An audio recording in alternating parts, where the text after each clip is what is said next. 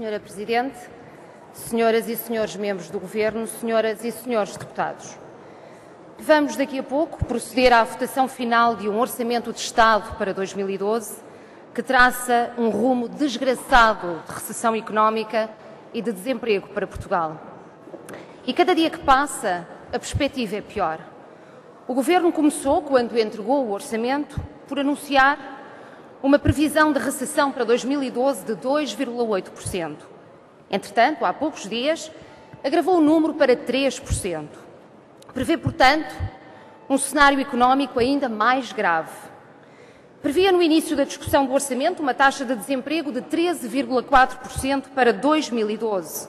A Comissão Europeia diz que será pior, 13,6%. E a OCDE já indica um desemprego para Portugal ainda maior, 13,8%, com tendência galopante para o ano seguinte. Ora, o que importa aqui realçar é que estes números não são números vazios. São números que revelam milhares de pessoas desesperadas perante as profundas dificuldades que enfrentarão.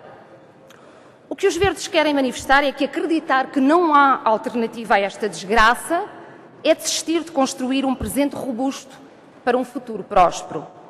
Ouvimos e continuaremos a ouvir o Governo, vezes sem conta, dizer que não são apresentadas alternativas.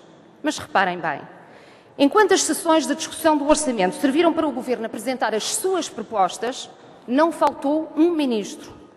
Assim que as sessões se concentraram na apreciação das propostas de alteração ao Orçamento por parte dos grupos parlamentares, ou seja, assim que se centraram na apresentação das alternativas, os ministros desapareceram todos e não compareceram às sessões. Logo, não ouviram nem discutiram as alternativas.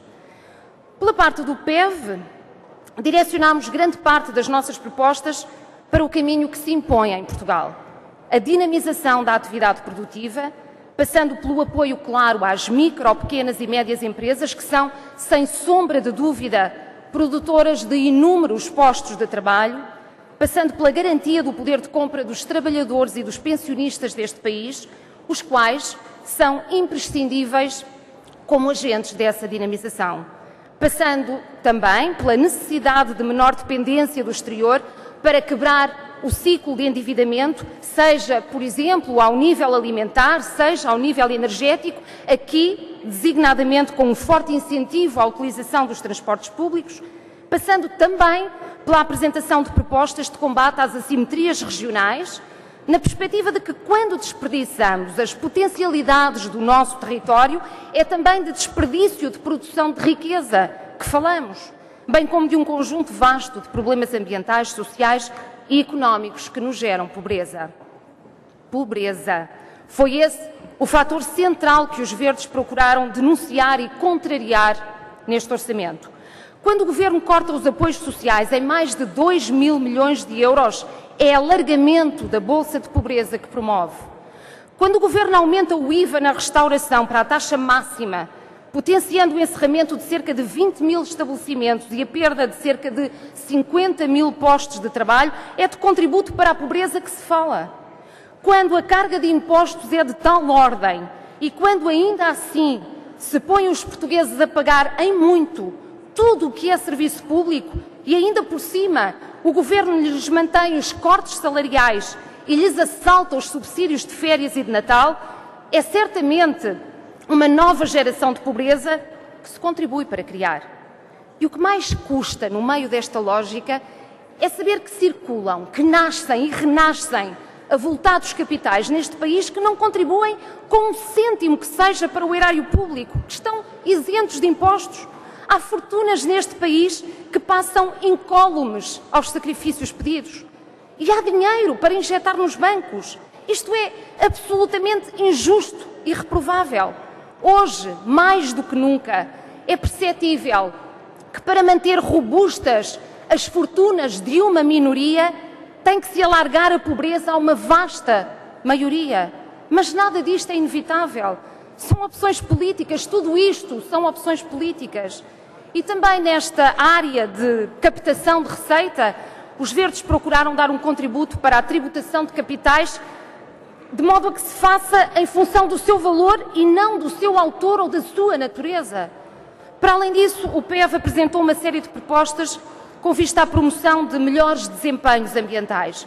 Justamente o contrário do que o Governo propõe no orçamento, quando fragiliza a fiscalidade ambiental como forma de fomentar boas práticas, designadamente ao nível de poupanças e eficiências energéticas, ou quando fragiliza a conservação da natureza com um desinvestimento que, a somar a outros de anos anteriores, descapitaliza qualquer objetivo sério de valorização do território e do património natural. O Governo quer fazer também uma investida para privatizar a água, mesmo sabendo que esse objetivo colide com o princípio necessário a este recurso vital, que é o da sua poupança e, simultaneamente, o da sua acessibilidade universal, mesmo sabendo que a água é um direito, não é uma mercadoria e que, por isso, não pode ser gerida em função da obtenção de lucros. Mas essa lógica para o Governo estende-se aos mais diversos e vastos setores, da saúde, como as sempre mais agravadas taxas moderadoras, à educação, cada vez mais cara e impossível de suportar para as famílias. Foi isso que os estudantes vieram dizer ontem, quando se manifestaram aqui, frente ao Parlamento.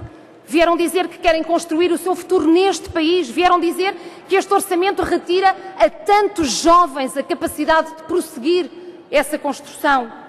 Nós, verdes, Sra. Presidente, senhores membros do Governo, senhoras e senhores deputados, solidários com todos aqueles que lutam por um país digno, como todos os trabalhadores que na greve geral demonstraram que o país precisa deles, dizemos que este é o orçamento construído para agradar à Sra. Merkel, que não sabe nada, nem quer saber deste país, das suas gentes, nem das suas potencialidades. Nós, verdes, dizemos que este orçamento é um pesadelo para Portugal e reafirmamos que o rejeitamos, porque pelo sonho é que vamos. E sonhar aqui é acreditar e fazer o melhor para este país.